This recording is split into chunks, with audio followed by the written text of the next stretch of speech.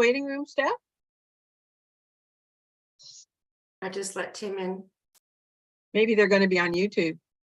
Yeah.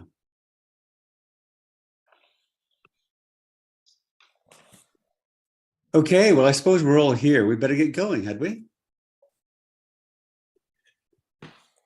All right. Well, welcome everybody, and thank you for everybody being here on a Thursday before a long weekend, and in the evening. It's above and beyond the call of duty for everyone. So thanks very much for that. So I'll take us through the agenda as I see it, and the first matter is the approval of the agenda, in which I have one comment. If anyone else has. Would anyone else like to make a comment on the agenda? Well, maybe if the other members think it's useful and if he's agreeable, I was wondering if it might be more useful to have Patrick's report on the public works before the finance report.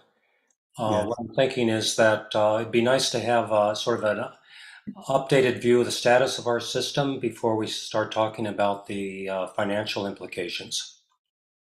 That seems very sensible to me. Any objections to that?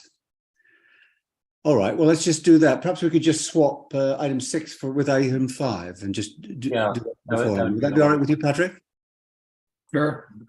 Thanks a lot. Okay. And so the next item then is the approval of that agenda, which is with that alteration. The recommendation is that King Edward Bay Water System approve the agenda for As amended. As amended. All in favor? All in favor? Very good. Anyone disagree? Thank you very much. Well, we'll move on to next now. Adoption of the minutes of the November 1st, 2023 King Edward Bay system. It might be 2022. Yes, well spotted. You're so good with that kind of thing. Well done. So it should actually read 2022. And the recommendation is that these minutes of King Edward Bay Water System Local Advisory Committee meeting held November the 1st, 2022. It's all right in the recommendation. Be adopted. We have someone want to propose and someone else a second. One, thank you, Michael. And a second. Thanks very much, Jonathan. And all in favor? Thanks very much. All against? Excellent. Let's move on then. Thank you very much for adopting that recommendation. And I don't know if there's any public comments. And I suppose in these circumstances, Tim is the only person who's not technically on the committee, but here. Tim, do you have a comment that you would like to make before we start? I don't. I'm just here to listen. You're observing. All right. Well, thanks very much. No public comments then. We can move on to the next. Sorry, I forgot Liam. That wasn't very nice of me, was it? Sorry. Liam, did you have a comment you wanted to make, or you're here to watch too? Yeah, no, and I wouldn't be considered part of the public, but thank you, Brian. No, I'm gonna just listen and participate if need be. Excellent. Thank you. Good. And elections, the election of chair and vice chair. I would like to nominate a slate of Brian Thomas Peter as chair and Donald Heth as vice chair. Oh. And anyone who doesn't want one of those jobs can second this. I'm just sinking into the Fast. I'll second. Too bad. Okay, well, are there any other nominations? There being no other nominations, I don't know that we actually have to go to a vote on this. We can just approve that by assent, can't we? I think we can. So. All right, well, let's approve it by assent. Thank you very much. Thank you very much for tolerating me. And Well, we'll see thank how you very that much goes. for agreeing to continue, both you and Don. Okay, so we're at item 5 now, which brings us to in the new form of agenda, it brings us to Patrick.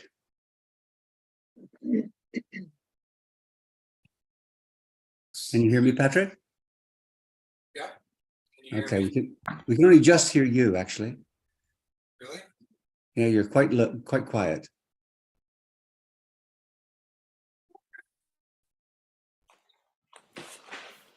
Better? That's better. Thanks. All right, well, I will, obviously the biggest changes in the system are having to do with the proposed upgrades to the supply and distribution system for Blue Water. So I'll go through a short presentation, a couple slides that review the proposed time frame and overall details of that project. I'll just share my screen quickly.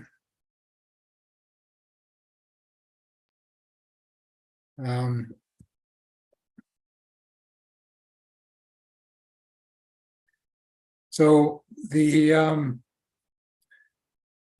assent process to secure the funds through borrowing to move forward with the well upgrades and water main replacement project is underway. We expect to have the funds secured in the next month or so.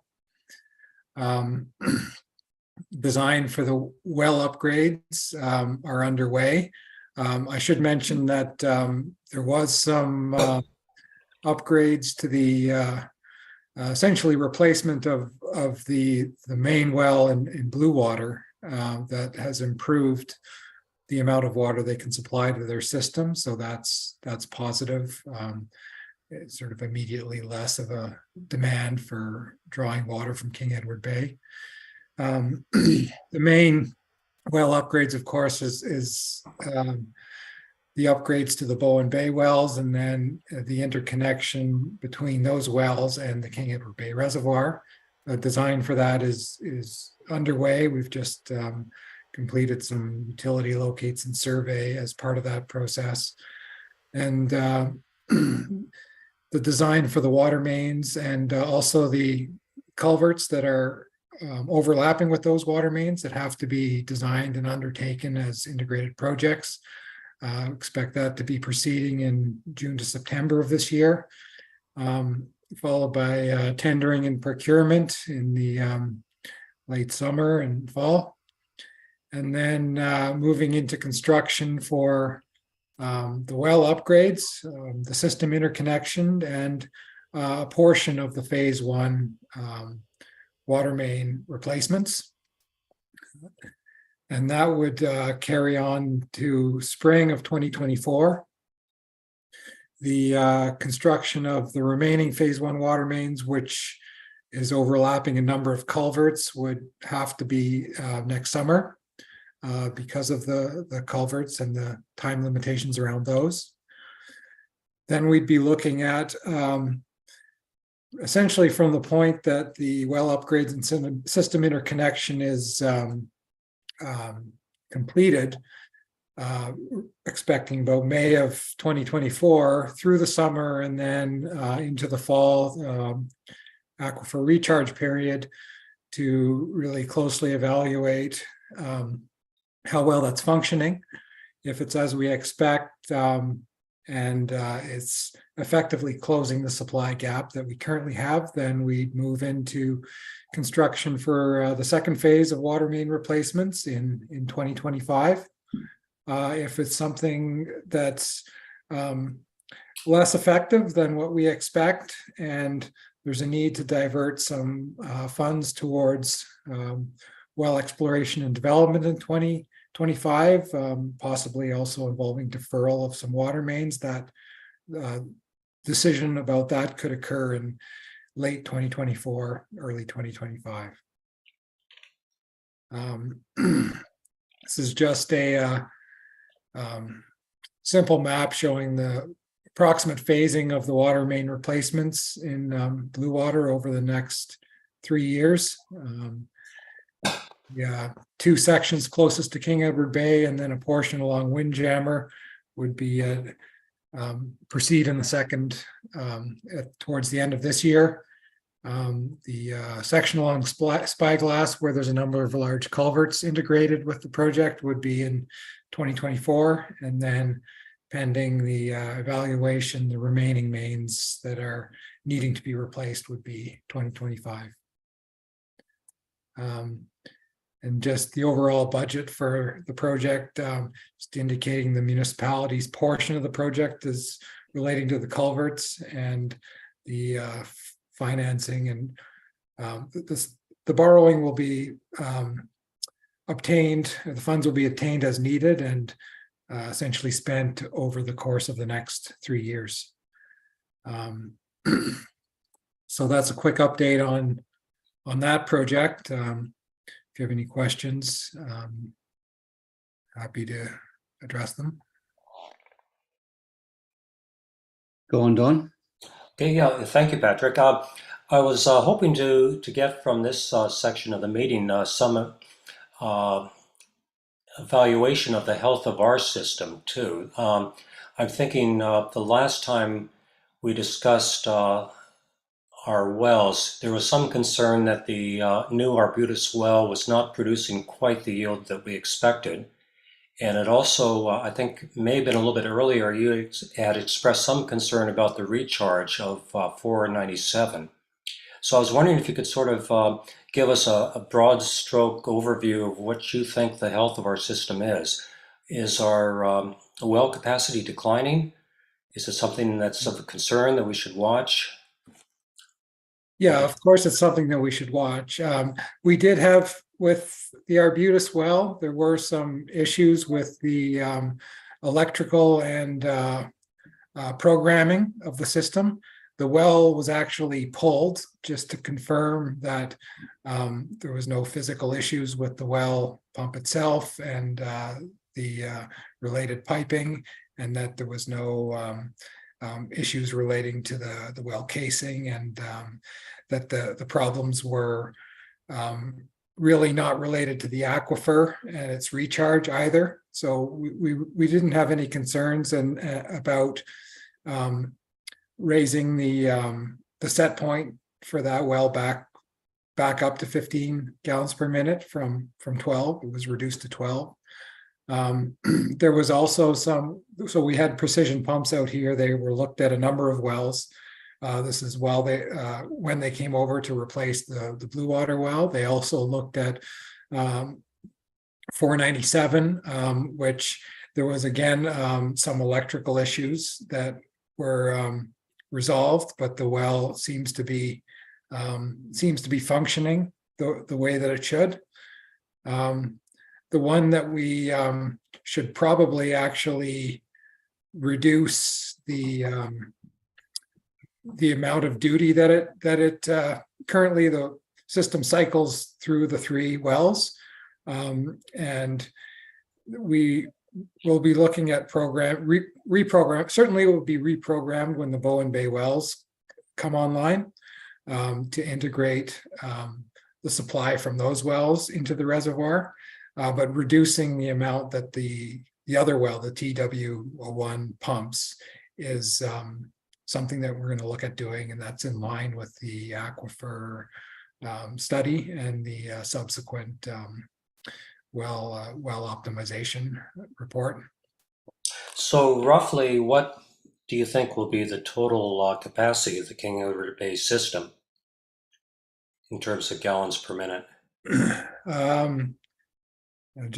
don't have the numbers in front of me here. So you've got 15 at the Arbutus well, and then probably another 12 for the other 2, between the other 2. Mm-hmm. A little under 30 gallons per minute. Is that imperial gallons? That's the problem with gallons, isn't it? Yeah, I know. That's why I wanted to check. I think usually pumps are US gallons per minute, and then reservoirs are imperial gallons per minute. So we'll try and start using liters per second and cubic meters. Right. Okay. All right. Thank you on that. Any concerns about the recharge then?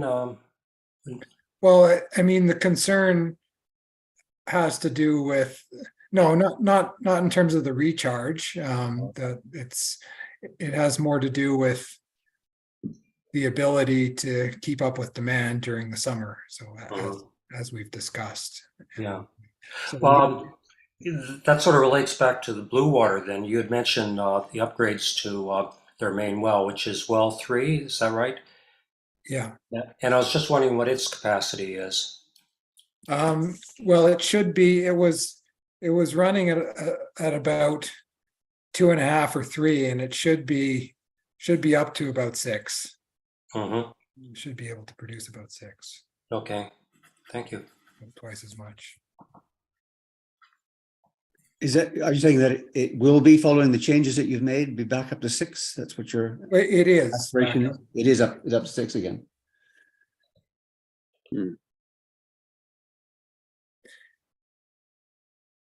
Well, thanks, Patrick. Is there any other questions? I've got one question if no one else is wanting to jump in, and that is about the well exploration, which you have. We've been here before, but it would be interesting to know if you've had a chance to speak with the developers of Arbutus Ridge, but particularly of the Emily Pearl Foundation lands in Arbutus Ridge, who have done quite a lot of work associated with finding water and a suitable area that would be. It just seems to me that they thought that that organization, you'll know Allard Okaloon, who was involved in that in their minds, that was fairly low-hanging fruit. They felt that it was a very strong area likely to provide productive wells. And I wonder if you've had a chance to speak with them, as we suggested some time ago. If it is low-hanging fruit, it would be a rather inexpensive way of developing the surety of having each system having a capacity, at least, of being operating separately, so we can contain problems if they should occur again. We haven't spoken specifically about wells. We have spoken to the hydrogeologist, Matthew Munn, about some preliminary thoughts he has where you would, if you were to develop new wells, where that would make sense to actually get into the phases of drilling test holes and monitoring and then subsequently developing wells. One of them was near King Edward, near Arbutus Ridge, sort of above the big cul-de-sac. And then the other 2 locations were down on the remainder property above Schooner Lane. And so that's as far as we've gotten. I mean, there's going to be costs related to each location.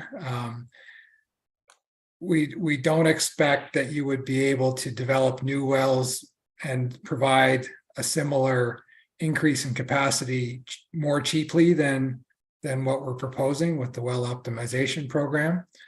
And so that's why we're looking at proceeding in this manner, and then having that evaluation period in 2024 that I described. Mm-hmm. And so we wouldn't get into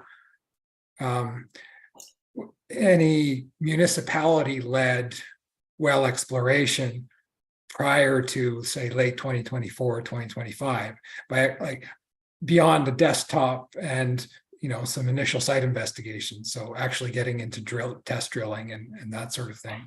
There may be developer-led efforts to, if the remainder property were to sell and somebody was bringing forward a subdivision application, or potentially through phase 4 of the Arbutus Ridge development, although which we're going to be having discussions. We're going to be meeting with that group soon. They've requested a meeting with us. The current plan for their phase 4 is to build a new reservoir. the plan currently doesn't include the developer constructing new wells. We have talked about bringing the well on the adjacent Stewart property The Stewart lands, yeah. online as part of phase 4. So that is a discussion we'll be having. Good. Well, I'm glad these are remain options. That's very helpful. Thanks for that answer. Any other questions? I have a question. Yes, please. There's 2 more. It goes back to a previous, maybe 2 meetings we had. I had expressed concern that are we still paying and operating the booster pump to supply the upper development? Because I saw there was an $8,000 yearly hydro expense that we were to cover on behalf of the developer as that booster pump was operating until the second reservoir was put in operation. That was my understanding. So are we still paying for that booster pump operation? It would be part of King Edward Bay operations until it's not needed anymore, which would be when the reservoir's online. But isn't that the responsibility of the developer, as the developer is to provide a functioning turnkey system when you got the developing permit, rather than us subsidizing it? Well, I mean, that's I wasn't involved in the details of those negotiations, but from what I can tell, that's not the deal that was made. And essentially, once the subdivision was approved, there was some municipal infrastructure that's to be provided, which includes the well and the treatment shed and the water mains and all that, and eventually the new reservoir. But then once the properties are created, that they become part of the King Edward Bay water system. There was no arrangements made for the developer to pay for hydro costs. So you don't consider that obviously you weren't at the beginning of those negotiations, but I mean, that's concerning that we're having to finance a partial system that the developer would be paying for. We have in the Cove Bay systems, you have some areas that are supplied by gravity and some areas that require pumping. It's the same in other water systems. It's not every part of the system is the same cost to service. I understand that, but the developer is added and getting revenue by selling those properties. We don't, and we're paying for a component.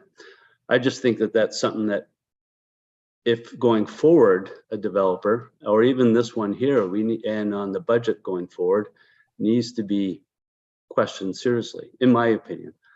Yeah. But anyway, I don't want to carry this on too far. I want it on record that I don't think King Edward Bay 1, 2, and 3 strata should be paying for that. Absolutely agree with that, Bruce. Thank you for that comment. We've talked about this before, and it's an $8,000 recurring expense that we didn't sign up for, and we don't know why we're paying. And I think it's very reasonable that we ask, why are we paying this money? It's just, Yeah. The developer is gaining a lot of money by selling each of those lots and making a profit. We're subsidizing a developer here. That's ridiculous. Yeah. Is there anything that might be done about that? I mean, can we pursue that as a matter on someone else's agenda? We can't do anything about it, but perhaps you can. On our behalf. We can bring it up when we talk to them about their phase 4 subdivision. I certainly hope you will. That would be great. So if you bring that up as part of that condition of them getting their subdivision, that would be fine.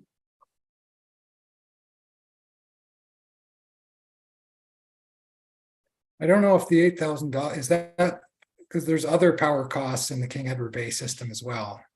It was specifically stated by, I remember the conversation on the budget that there was an additional $8,000 and that was rationalized by the booster pump. Now, whether that's way overestimation, I don't know, but that's a huge amount of money. So that's why I keyed into it.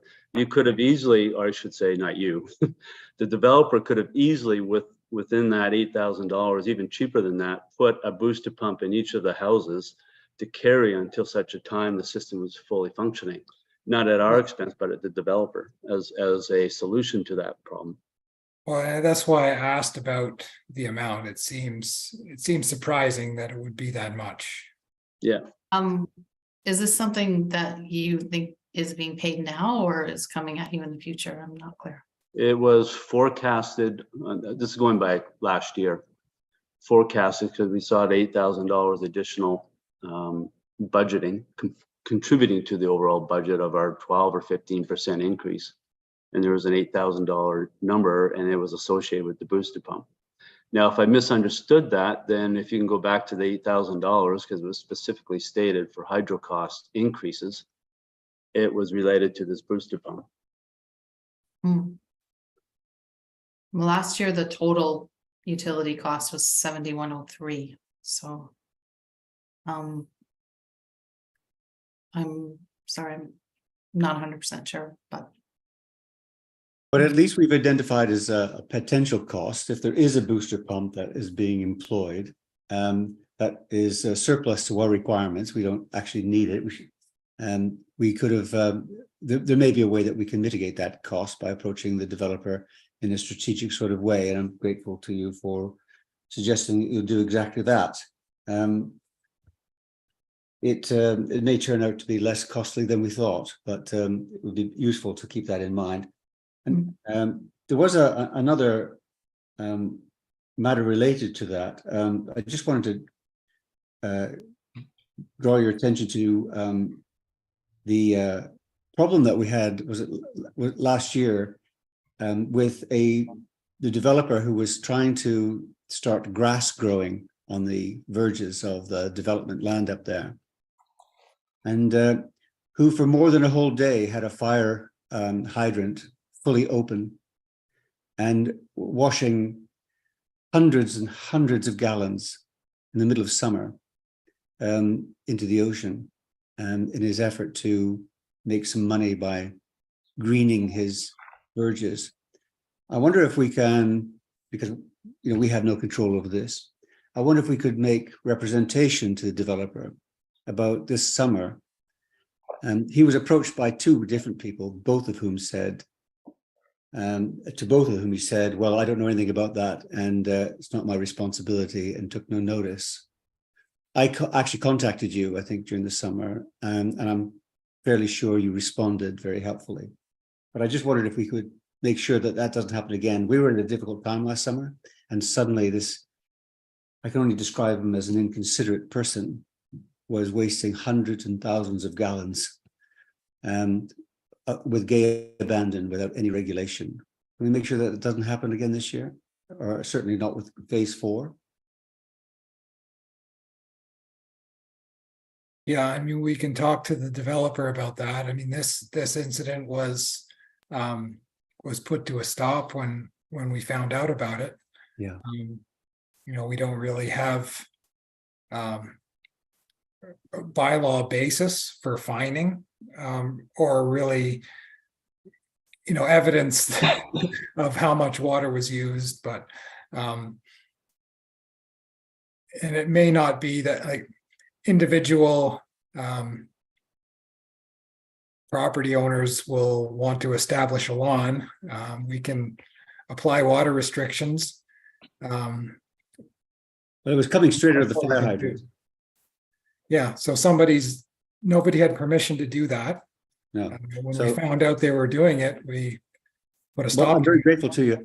There's nothing we can do about that water that's gone now. I mean, I'm not suggesting we go back, but I am suggesting that we make sure that it doesn't happen again by bringing it to the attention of developers. That would be helpful. Yeah, so if I may jump in here. So I just want to acknowledge that as staff, like we were talking about that exact incident as recent as like a week or two ago. So it's clearly on staff's mind to try to promote and educate as much as possible. We do lack the enforcement authority and the enforcement capacity. So it's something that we very much take seriously, and we'll do what we can and we'll communicate as best we can. And, if the Farmer's Almanac is any indication, which I don't know that it is, we're in for another hot and dry summer, right? And so we're going to take these matters seriously and do what we can. And we also know that we do want to develop a appropriate bylaw that gives us the ability to fine appropriately. But then we are also stuck with the enforcement capacity. So we really do rely on folks like yourselves to be able to bring these things to our attention, because we can't afford folks to drive around looking for infractions and that kind of thing. Sure. I think that's perfectly reasonable. I get that, but thank you for taking that seriously. And if you can get a bylaw so that you can enforce such things with developers who are going to do this, I'd be very grateful if you would. Any other comments from Patrick's report? Patrick, thank you very much for that. It's very helpful. And can we then move on to, sorry, is there someone say that they wanted to? Michael, were you about to say something? No? Okay. Good. Now, if we could get back to what is now item 6, Kristen. Great. Thank you, Brian. So I'll preface my presentation with, the fact that we're really unsure of what the cost allocation model is going to look like for 2024 through 2027. But we do know that it's going to look different than what it looks now. So that being said, there's a really pressing need to get these 3 local service area committees together so that we can have a conversation about priorities and about equity and about fairness and figure out a cost model that makes sense. The goal, I think, is to draft a new West Side water cost allocation policy. It'll be a council policy that is developed in consultation with input and feedback from all of the 3 local service areas. And what we're going to try and do is reach a solution that is acceptable to all 3 local area committees. So get ready, because Steph is going to be seeking mutually convenient times for all of the stakeholders to meet, and we can begin the process to gather the information that's necessary to assist us in drafting this new cost allocation policy. So with that, what I want to make sure that is well understood by everybody is that we're going forward with the 2023 draft budget on the same basis that we've always done it prior, with the volume of consumption that is measured, added up, and transferred to Blue Water, that those costs to produce that water will be pro rata shared among Blue Water residents. So for the, as far as cost allocation, we're doing it on the same basis that we have in previous years. And just basing it on the number of connections that we're assuming. We're making an assumption for King Edward Bay. In 2022, we billed for 41 connected properties and 14 unconnected properties. And I understand from our planner that 9 new lots were approved last year. So I made the assumption that 3 of those lots would connect over the course of this year. So there's a revenue line item in there for $4,000 for 3 connections. And that we would have 44 connected properties and 20 unconnected properties. For making that rate, we had a conversation last year with the 3 local service areas, and we did some work on a multi-year rate. So this year I'm following that model that we worked on last year, and I'm recommending that the flat rate portion of the billing be increased this year from $10.85, which it was in 2022, increase it to $12.16. And I believe the unconnected rate then would be $7.57. And that is reflected there in the rate revenue for the 2023 draft budget. I'm put in an amount of $40,000 as a as a placeholder for the revenue to be transferred from Blue Water Park to King Edward Bay. We are anticipating that we're going to have to go into some pretty restrictive water usage communications quite early in the season. So I'm making the assumption that the consumption will go down over the course of the summer. So that's why I put it in at 40. But again, it will be based on the actual volume of water used. And what else? Oh, operations costs. So they have been increased from about, they've been increased to about 79,000 this year. And again, most of the costs are really distributed among all of the water systems based on a pro rata allocation. Councillor Morris suggested that I provide additional information about staffing costs and how they're allocated. King Edward Bay, based on those 55 properties, assumes a 3% overall share of utility administration and operations labor. The last year, there were some extraordinary kind of one-time costs that we don't anticipate will be happening again. They were relating to the bringing that communication equipment online for the new well. So there were some consulting fees and some communications costs that were just getting that online. So I brought those down for this year. I don't anticipate that those will recur again. There is. Sorry to interrupt you, but I can see quizzical looks on several people's faces. Can you just explain what that cost was? They were payments made to Kerwood Lytle. I think Patrick has a better sense of what they are for. Why did we need to do that, I suppose, is what we're asking. Kerwood Lytle manages our SCADA system, so that cost would have been related to setting up our SCADA system. And the SCADA system is? Well, that's where we see all of our wells, reservoir tanks, and monitoring equipment online. Okay.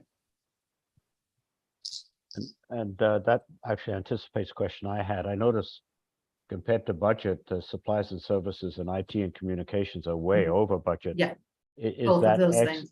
Okay, is that excess explained in its entirety by? Yeah, there's Okay. 9,000 in one of them and 5,000 in the other, which were both payments to Okay, Kerwood thank you. Lytle for that. Yeah.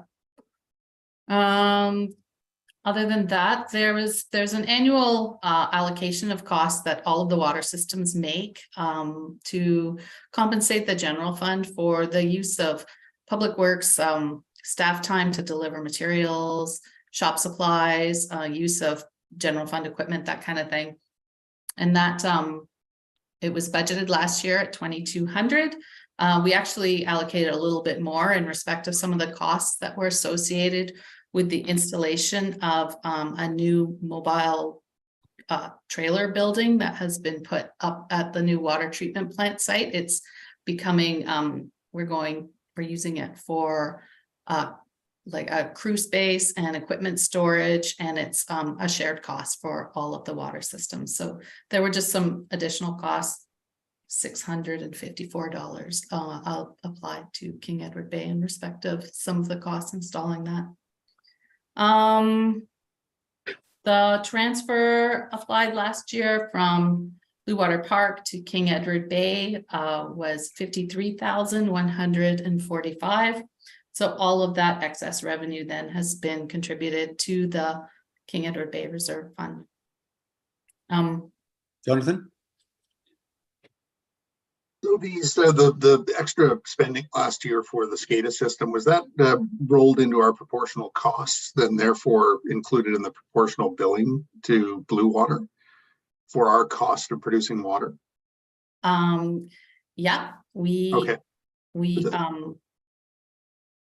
I took the higher of the budget or the actual, and it turned out that the budget costs were higher.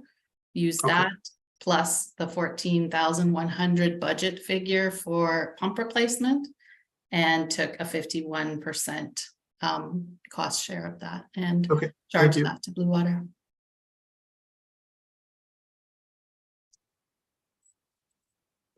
Don? Thank you, Brian. Since it was just raised here, I had a question regarding the cost recovery formula, and I'm not disputing it, but it may be something that Patrick could answer a little bit better. And Patrick, I don't know if you got my email earlier today on this, but it struck me that there's a bit of an anomaly in the figures that are in your report on page 4 of it, I think, where there's a breakdown in the consumption and production. The total water produced by the King Edward Bay wells is given as something like 23,000 cubic meters last year. And the Blue Water Park usage from meters is roughly 12,000, which would imply that the King Edward Bay usage was 11,000 roughly cubic meters. But then I took a look at the figures that we received last fall that looked at the quarterly consumptions. And Kristen, you'll probably remember that because they were very informative. It's really helpful to see that. But if you total all those up and you also estimate what the quarter 4 consumption would be like, the King Edward Bay consumption is only 4,800 and something cubic meters, which leaves something like 6,500 cubic meters unaccounted for. I'm not sure if I'm reading it incorrectly or if there's just something else, but I just wanted to ask about that. And again, I'm not disputing the breakdown of it, but it just seemed to me an anomaly showing that there's a difference in what we're recording meter by meter, account by account versus the total. Yeah, I did get your email, and we did look into the 2022 numbers for all of the transfers to Blue Water, the amount of water from the pumps into the reservoir versus the metered use.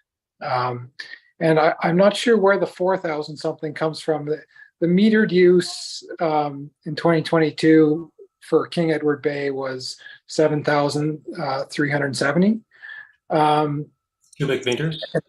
Cubic meters. So, but it is, you're right, it is quite a bit less than the total flow to the King Edward Bay. If you take the total flow to the reservoir minus the metered transfer to Blue Water, it's about 11,000. So you still got 4,000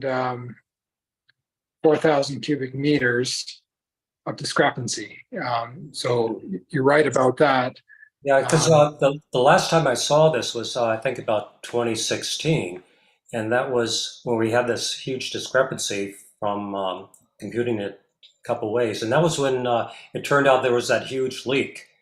So that's why I was a little bit concerned to see the same kind of phenomenon here. Yeah, and so there may be, and we'll have to look into this. What about the use of the water in the fire hydrant issue? It may have something to do with, yes. I mean, any water like that that's not metered would contribute to that 4,000. I don't think there was that much coming out of the fire hydrant, but yes, stuff like that. We also had the development. When the development was occurring, there was water that was used to test and flush, the water system, the water mains that wouldn't have been metered. We know that one of the properties that was developing along at the top of the cul-de-sac had put in a toilet in a shed that froze and broke and was leaking for quite some time before somebody noticed it. Anything water main flushing or sample taps left running. There was probably some liberties taken in terms of people using water at the development properties and Arbutus Ridge before the meters were connected. And could be the meters themselves not being terribly accurate. So there's a few things that could explain that, but certainly having a development, a large development project within the service area could explain part of that. Seemed like an awful lot, but Yeah. okay. Well, again, I'm not disputing the calculation for the financial report, but I am concerned that we track this down. Yeah. That's a good point, because we've had this before and we've had an explanation, but it's never been tracked down. And we really need to bottom this out. I've got another matter just of this kind, but I think, Bruce, you were about to say something. Oh, just in line with Don. Okay. That's a lot of, that's a huge sum of water that I understand Patrick's rationale for some of that, but I don't see that explaining that entire amount. So I'm just wondering if we're actually monitoring effectively the volume of water that's going to blue water. Well, that's the issue that I wanted to raise with you that comes from the report that Kristen has submitted. If we go to the expenses, helpful breakdown to have, there are things about that are anomalous. Now, before I get into that, I wonder if there's anybody else who wants to say anything before we. Well, Let's get on. yeah, thanks, Brian. Go on. I just want to emphasize the point, we're talking numbers and possibilities and so on, but the end result of it is that the users in King Edward Bay pay for any defect or defalcations of water in both systems. It just doesn't strike me as being fair. So there. Historically, that's been true. We should have changed that with the new monitoring that we've installed. Providing we're no longer estimating the use of blue water's use on the basis of what the meters at the house end is saying, which is a ridiculous thing to be doing. It's got to be monitored as it leaves the reservoir in King Edward Bay. And if It's not calculated by Blue Water Park meters. It's calculated by a meter that goes from King Edward Bay to Blue Water. There's a meter on the interconnection line. Indeed. Indeed, and that's very helpful to, and I know that was the intent to do that. We did that a few years ago. Before then, it was just taken off the houses. The issue that I wanted to raise is from your report, Kristen, if you don't mind me turning your attention to it, which is under expenses, the contribution from Blue Water Park offset costs. Very interesting document and useful. Thank you for making that information available. We're now working in cubic meters, not gallons. It's so helpful if we just use one metric, but nevertheless, we've got a metric that we can use here. And what this tells us is interesting, because let's assume that what we know is that last year, by the accounts you told us in 2002, that Blue Water was getting virtually all of its water from King Edward Bay. It had a year of being almost completely dependent on King Edward Bay. It may have had other years too, but last year we were sure of that. And the second thing to note is that there's not much difference between the average use of households is broadly comparable. King Edward Bay uses slightly more, but on average it's about the same. So there's no real difference between them. In this calculation that you've made here, the total water production in King Edward Bay in 2002 is 23,000 cubic meters, of which less than half, or well, just more than half, sorry, 51%, nearly 52% was consumed by Blue Water Park. Now, given that there's no real difference between the amount that households in Blue Water and households in King Edward Bay use, and we were providing from King Edward Bay all of their water. It wasn't all of their water. That's not what we the were case. told. Where were you told? Of the year when at the last meeting. That's not what you were told. I think it was. I wrote it down at the time. Okay. Well, it's not the case. What is the case then? Well, I'm just looking for it. There was a presentation we gave when we had the detailed presentation about the, and it varies. Like there are times in the summer where, yes, there is the bulk of the water coming from King Edward Bay. But if you're looking at annual numbers during a large part of the year, there's a significant portion of their use that's provided by their own wells. So if you're looking at annual numbers, it's probably more than half is provided by their own wells. During the summer, it's much higher percentage provided by the King Edward Bay wells. And what we're looking at here is annual numbers. Right. So that difference would be washed out by the contribution that Blue Water would make to its own, which at that time was providing 3 gallons a minute. It seemed to be that kind of inconceivable that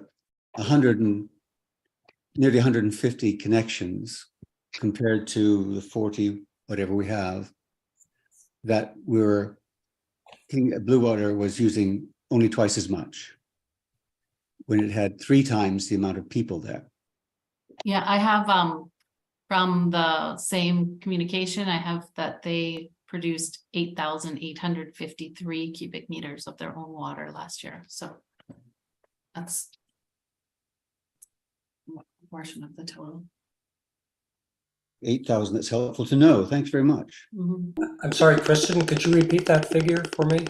8,853. Thank you.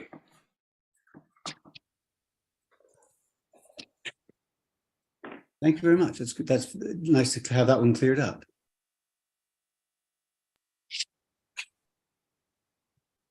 Okay, we're still on your document. Is there anyone else would like to raise?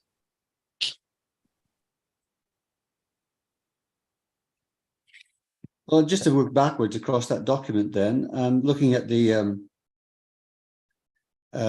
paragraph 3, I was anxious just to reinforce what's already been said about the need for careful and accurate records to be kept during the new phase to make sure that we are not finding ourselves talking about this again, about the potential anomalies, which now you tell me, because they're producing some more of the water than we should have, it should even look even more anomalous now that Blue Water is producing 6 gallons a minute from their well. That's going to be very helpful. But we've talked quite a lot about the existing recharging, and I wonder if you could just kind of clarify that for us, Kristen, about how that works. We've struggled to lock on to the algorithm that charge is made, and I wonder if you could just one more time clarify how that algorithm works for us or works for you. Are you talking about recharge? I don't understand the question. Sorry. Because I think it's more a Patrick question. Sorry, I said recharge. I wish I hadn't. I was talking financially, not recharging the aquifer. So how are we how do we get payment from Blue Water for the water that King Edward Bay is producing? Transfer between the two funds. Those are lines on the budget. Yes. And what is the calculation? That's the one that's on page 4 of the report. So, but what I'm saying is how do you make that up? I asked this question because there have been several occasions in the past where we've agreed that there's going to be a cost per gallon, and in addition, a capital charge. No, that's not right. We've never agreed on a cost per gallon. We've always based it on actual, because if we establish a cost per gallon, there's a very good chance that the costs that we need to transfer from Blue Water Park to King Edward Bay to make sure that King Edward Bay is made whole, that we wouldn't achieve that. So we've always done it after the fact based on actual costs or budgeted costs, whichever was higher. I think we're at cross purposes. I'm not suggesting that, Kristen. I would just the difference that we have always had is there has been 2 components of the costs, and one about the maintenance costs, which we share at the end of the year, we have to do that in retrospect because we don't know what the costs are in anticipation. Yeah. And cost per gallon. Mhm. And I just wanted to, I can see what we've got cost per gallon, but and I'm just kind of struggling about how we get to that cost per gallon and how that relates. In a previous incarnation under Raj, he actually combined the cost per gallon with the total expenses, and now we've separated that out. And I was never sure quite how that worked because we've had well, the cost per gallon is really just for reference. It's just interesting to note what that translates to. 102,000 was the total of the costs assigned to King Edward Bay. I used the total budget operations expenses plus the budgeted 14,100 of potential capital expenses that were not incurred, and I added those together, and then I subtracted King Edward Bay's actual share of the transfer to the general fund in respect of those costs used. Okay, I think I understand that now.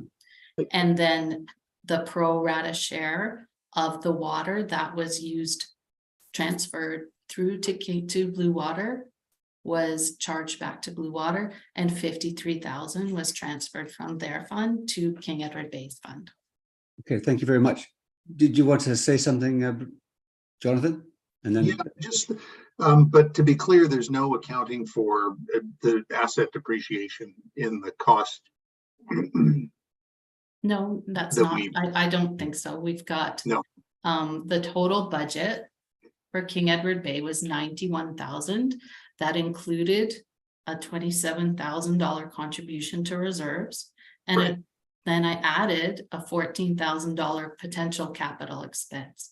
Okay. So those were included in the calculation and charged back to Blue Water. So you're getting money for expenses that weren't actually incurred. but they're going into your reserve fund, because just Yeah. because they didn't happen this year doesn't mean they won't happen next year. So for example, next year, if we have a pump replacement or something, it'll be covered by previous funds that were. Correct.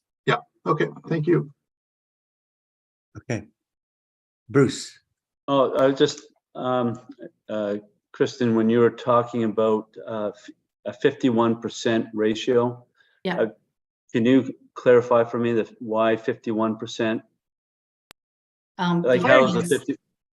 Because the total production in King Edward Bay wells was just over 23,000 cubic meters. Yeah. And 11,900 of that went through that meter between King Edward Bay and Blue Water Park. So that represented 51.62% of the production by King Edward Bay wells. Right. So back to what Don had noticed, that so we're going to have to keep an eye on whether we see another like 4,000 cubic meters, or was it 7,000 cubic meters difference on net production versus what Blue Water used and what we use. We need to take a look at that, because I'm just wondering, we're covering a lot of costs that we may not be using, as Brian had alluded to, and same as Don. So I'm just going back to our challenge for this year is monitoring how are we going to make the math should be equal versus maybe some brief explanations of water leaks somewhere that the new development, which the new developer should maybe brought into compensating for that as well. I know enforcement is another issue there, but if we observe it, it's a lot of money, a lot of production that we've had to incur at our expense. So this is something we need to watch. I don't know if that's got to be on a quarterly. How often do you monitor the meters between Blue Water coming from our reservoirs to Blue Water, and how much we use as a King Edward Bay? Do we have a meter, Patrick, that totalizes the volume going into the three stratas at the moment? We have a meter that measures the flow from the well shed. So that's from 497 and TW1 up to the reservoir. And we have a meter on the flow from Arbutus Ridge. So we have metered all the flow going into the reservoir, Right. and then those flows are used, and then we have meters on each of the two connections on Captain's Way and Windjammer flowing into Blue Water. So essentially the calculations that Kristen's doing are based on subtracting that Blue Water flow from the total flow going into the reservoir, and then the balance is flow to the within the King Edward Bay system. Understood. Okay. Thank you. Michael? Yes, Kristen, excuse me if I'm dense on this point, but I see that you use 102,949 as total KEB expenses, and I cannot find that number in the spreadsheet that summarizes the 2022 unaudited results. It doesn't, it's 91,673 plus 14,100 from the budget Sorry, what column. was that first one? 91,000? 91,673 plus 14,100 from the budget column. Okay, and then I deducted the 2854 contribution from King Edward Bay to general. okay, minus That works. 28. So where does the 91,673? Is that the expenses down to the utilities line, or something like that? Total expenses plus contribution to reserve fund. The 91,673 is halfway down the page, Michael, on the 2022 Oh, I see budget it. column. Okay. Oh, that. And then the 14,100's just down below it. Okay, I see those. Those are Yeah. budget numbers, not actual. Yeah. Actual numbers. Wouldn't it be more No, appropriate? if I to use the actual, like when you see the actual numbers now, that contribution to reserve in King Edward Bay of 41,000, well, 53,000 of that revenue came from Blue Water Park. So No, I understand that, and yeah, don't mistake me. I'm grateful, but it just seems anomalous that you should, if you're going to be charging, you should be using the actual numbers, not the budgeted ones. well, And that there's may a not couple work of in King things. Edward Bay's There's a favor. couple I of don't things know. there because the conversation has always been, well, we're not getting our capital. So I want to Yeah. make sure that those provisions for capital costs, those 14,000 and those provisions for the reserve funds are being captured in the equation. So, if this is what is needed to put into the reserve funds, then Blue Water Park should be putting in that Okay. budgeted contribution as well. So Okay. Yeah, you know that this. I'm going to steal Brian's thunder a little bit. You are talking about what he calls the algorithm. I would love to see that written out for us all to read and puzzle through. If you could do that for us. I know Yeah. you're extremely busy right now, but once you get through this budget process, it Yeah. would be helpful. sure. Yeah, happy to. Thank you. Anybody else on that point? So again, on your document, Brian, I had my hand up there. oh, I'm sorry, I didn't see you. I do apologize. I just wanted to make a comment about what Dawn had picked up on with the Yeah. variance on those numbers. That's a big variance that we need to look into for sure. And but I wouldn't go so far as to making claims that it's consumption that King Edward Bay has not used and is paying for. So before we jump to assumptions about what's happened with that water, we'll do a little bit of investigation and try and figure that out. You know, Liam, I like to throw the occasional skunk on the table. It motivates. I don't think it was you, Michael. It was Oh. somebody else that actually It's gone. threw the skunk on the table. So I'm just saying, I think it was the fellow before you. But I think just- we're all interested in accuracy here anyway. Oh, yeah. And of course, detecting if there's any problems that can Yeah. be remediated.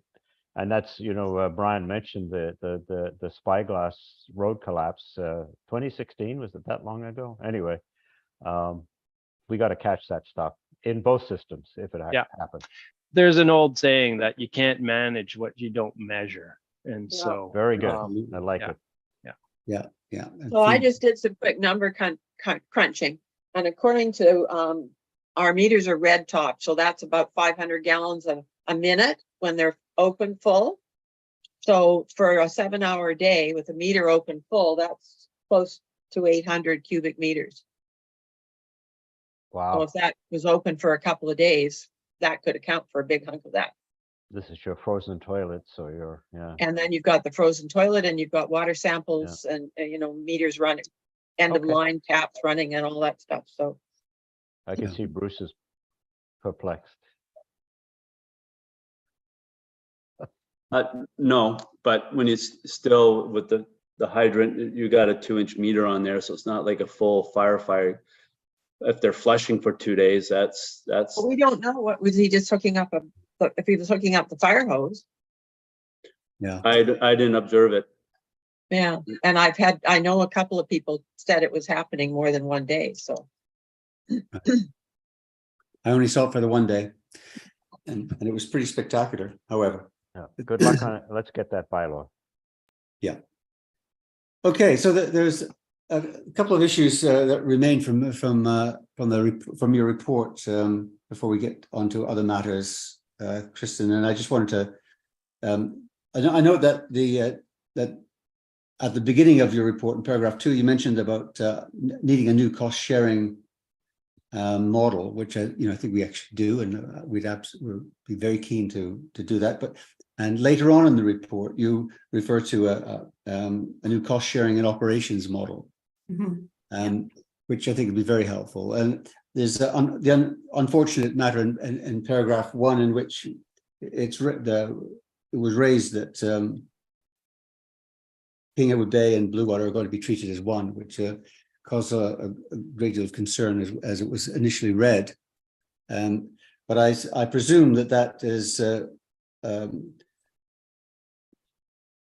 going to be resolved when we just have the opportunity to discuss these matters for the new operation and financial system. That's the goal. Yeah, so we're not really talking about merging. Just we've always said we're only willing to consider a merger once our systems become comparable, and once they do become comparable, then we're quite content to move in that direction, but not until then. So it's the convenience and the service that we don't want to be disadvantaged by our association with Bluewater Park. So I'm glad we've made that clear, and we've had a discussion outside of this meeting, which I think that's now clear. Good. Any other matters now? Anybody else say something? No. All right. Well,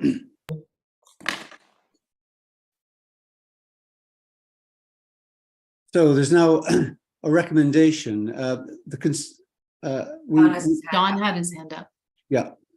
Yeah, I just had a question, Kristen, on the projections on the 5-year plan. The last 2 years show that you're anticipating no transfers from Bluewater Park to King Edward Bay. Is that correct? I don't really know, Don. Oh, okay.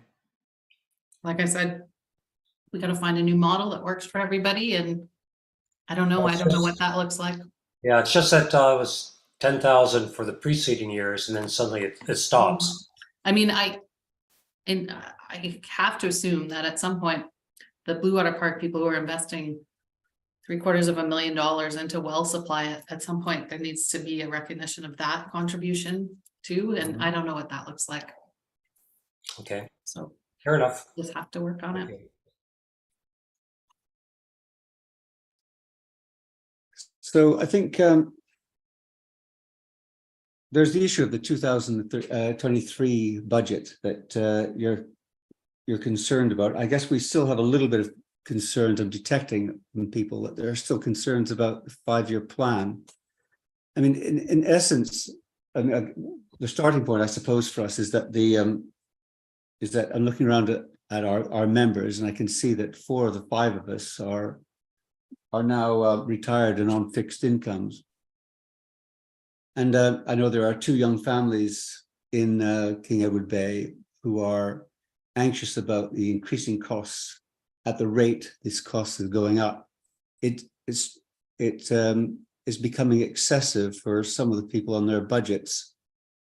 And we're probably at the end of our tether. So I guess what we're concerned about is agreeing to a 5-year plan that has a putative intent of being raised at the rate at which it is indicated in your placeholders. So we wondered, because we know what in the past we've known what placeholders have been. They've been putative, but they suddenly become substantive. I wonder if we can, if you'd be willing for us to put a motion associated with agreeing the budget for your purposes for this year. This is another 12.5%. Without necessarily approving the whole 5-year plan. There's too much ambiguity in there for us to be willing to just say yes to that, I think. I think you could make that recommendation to council, yeah. Well, we want to be helpful to you. We don't want to be obstructive, and neither do we want to disadvantage ourselves. And that's the point. What do you feel, Kristen? I'm trying to read what you're thinking. I think that we know that we come back to this year after year after year after year, and we do the 1-year plan, and we know that the 5 years always look different. I can't build a plan at this point because there's just too many variables at this point. I don't know. So I think if you want to perhaps make a motion that you are in support of the first year of the 5-year plan, but you acknowledge that there is a significant amount of work that needs to be done to develop a new cost sharing model. I think that council would be more than willing to accept that recommendation and know that we are going to schedule meetings between the 3 local services areas imminently, and we'll get down to business. And what is the sticking point, Brian? Is it that? Is it the contribution from Blue Water Park in the out years, or the lack of it in 26 and 27? Oh, no, I think, well, yeah, ultimately, we'd really like to see, each LAC being a local service area being independent. I mean, ultimately, that would be.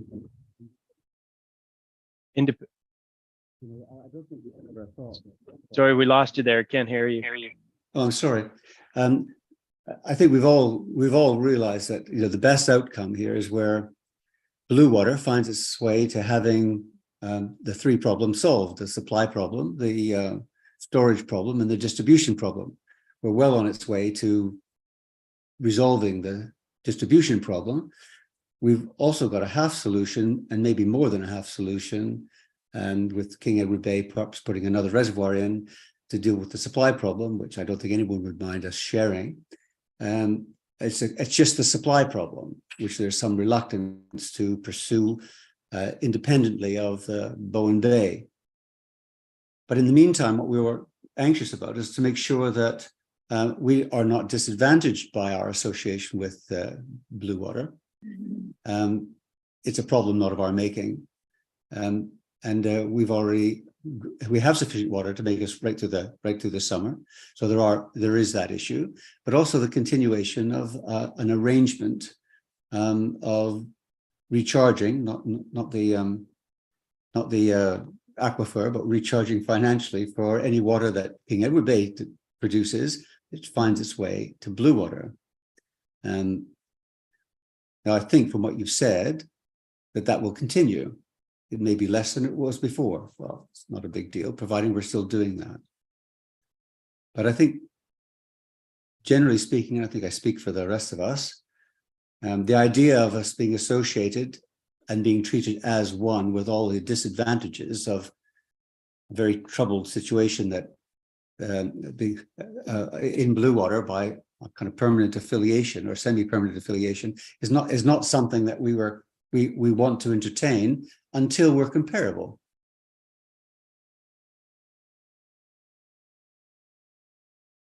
So right, so you're hung up on something that's written in the report. I'm asking about the actual 5-year plan. So the actual numbers, the actual dollars and cents. Yeah, I would support a motion that approves the 2023 budget, but I am very concerned about the following years, just for the practical reason that they are predicated on decisions that have not yet been made. I'm not saying they're wrong, but we don't know what's right until we've had the tripart, the meeting of the three water systems. It's just a practical issue from my point of view. Yeah. Right. Jonathan's got his hand up. Jonathan? Brian. Yeah, I would just echo Michael's, at the beginning, Kristen, you said, that looking further out is very difficult to do at this point, and it's very difficult to produce a budget. So I just think it from a practical point of view, as Michael said, it wouldn't be prudent of us to approve a 5-year financial plan that has been declared effectively, almost impossible to forecast. Right. And that to me makes a whole lot of sense and something that I can understand. Good. I don't like the history continuously being brought back and just the finger pointing. And so I do think it's more positive to focus forward and to think about, okay, we know we all got to come together. We know we got to figure out how these three systems are going to support each other in a financial and an actual technical way. And we've got to figure out that actual cost apportionment piece, and it's going to be difficult. And so, yeah, the out years are a bit of a guessing game right now. Yeah. Yeah. And you know what, Patrick, this is great that we're making progress. We have a plan. Blue Water is going to get some security. I mean, some really good things are happening. So please don't be too upset about what we're doing here. Oh, it doesn't bother me all that much. I mean, Okay. ultimately, we've got to provide water, and we got to pay for it. And your input is critical. So, And I mean, I do appreciate Kristen's work as guesswork and some guidance to the issues that we need to be thinking about. It's just that even she seems reluctant to have us endorse those years going forward. So as they now stand. So we're at the edge of being able to, particularly as Blue Water recovers itself with all its expenses, we're at the edge of being able to change this dynamic completely. And we just have to move forward sensitively in the documents that we write and what we say. And I take your point, Liam. Thank you for reminding us of that again. Let's make an attempt to pass this motion or construct a motion that's associated with our financial budget at King Edward Bay. So I put Water a kind system. of a whereas in at the front to acknowledge, I think what you were saying. Do you want me to share a screen? Yes, please. Have you done something? You've done something clever. I have something. Oh, well done. Saves me having to make it up as I go.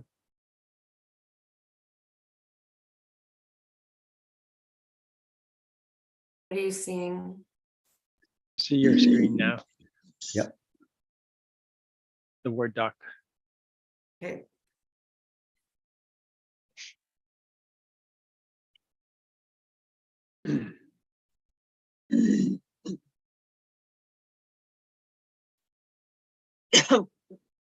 Do you want to say, you want to add there, Steph, that is the years 2024 to 2027 are not supported? Or something about that the years 2024 to 2027 are difficult to support without. Well, you know, it's not that we support or don't support, it's just that we don't feel that we can do either. Yeah, That so makes they're sense? For that. Yeah. Yeah, so, but the years 2020 are not, I think you have to say you're either supporting or not supporting. I don't. okay. It's well, one or we'll the say- other. Yeah, grab a Well, bird. well, then that's, yeah, no, Seltridge Cleaver do- said, if well, you're then not with me, something- you're against me. something along the lines of They're not supported. support They're not- years 2024 to 2027 due to the uncertainties with the numbers. That's already up here. Yeah, Yeah. but I would Okay. say, I would just say that years 2024 to 2027 are not supported at this time. Perfect. It gives us, Time it is gives the us an kind of opening to qualifier. support them in the future when we have more data with which to build a concrete plan. Yep. And I Perfect. think we all hope we get to that point. Yeah. got a Yes, little we're typo not up there. supporting those three years, the whole of them. 4 years. I think they're going to be great years. Is They're this going to a be great comment? years. Yeah, is this a comment on how elderly the committee members are or something? They're going to be our best years ever. Is this okay though, like challenging to develop, giving uncertainties around upcoming infrastructure work and financing changes? That doesn't sound very sophisticated. No, what are you calling Ah. it, Kristen? The allocation? I'm calling it discussion? West Side Water Cost Allocation Policy. Why don't we use that phrase? That's the one you're using elsewhere. Yeah. And West Side Water, yeah. Can we come And up with a clever development acronym?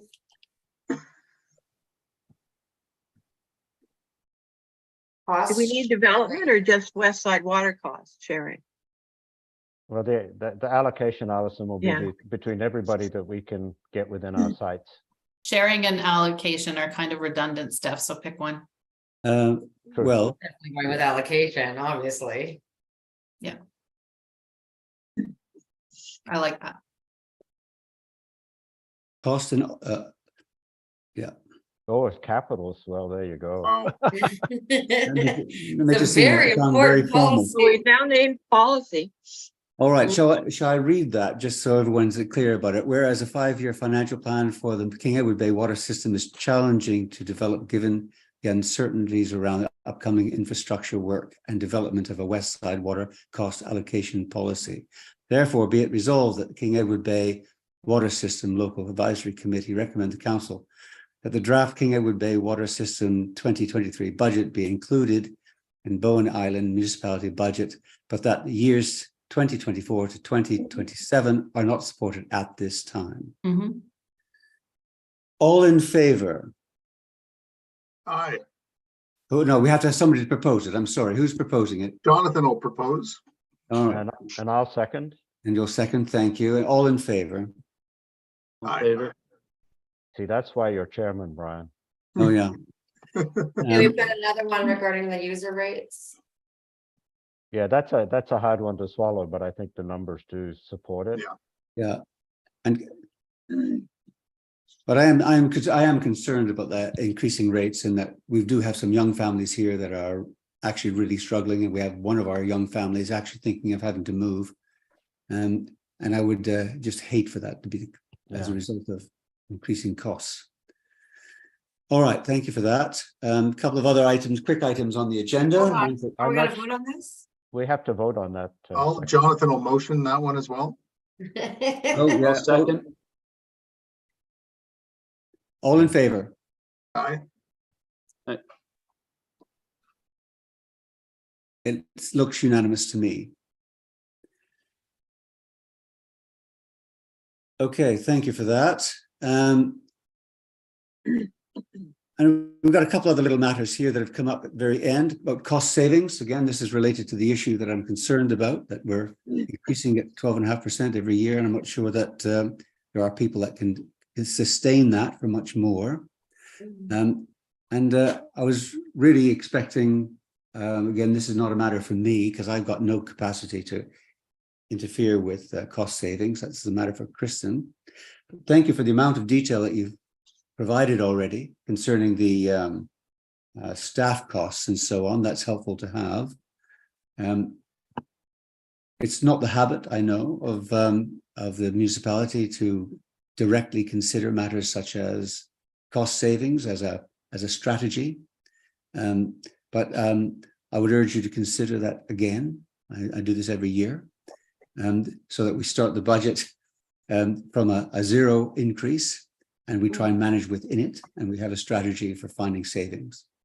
And you may be diligent, but it's not a strategic process that we're going through by identifying costs and then distributing those costs around. So that's the end of my little speech, which I make every year. And I would like, and we can move on to the next bit. The sharing and recharging agreement. I'm not sure that we need to pursue that further, as we've already discussed that. I just wanted to make sure it was on the agenda, so I asked Steph if she'd be good enough to put it on. You were putting it on anyway. Kristen, thanks for that. Are there any other matters? Items for information?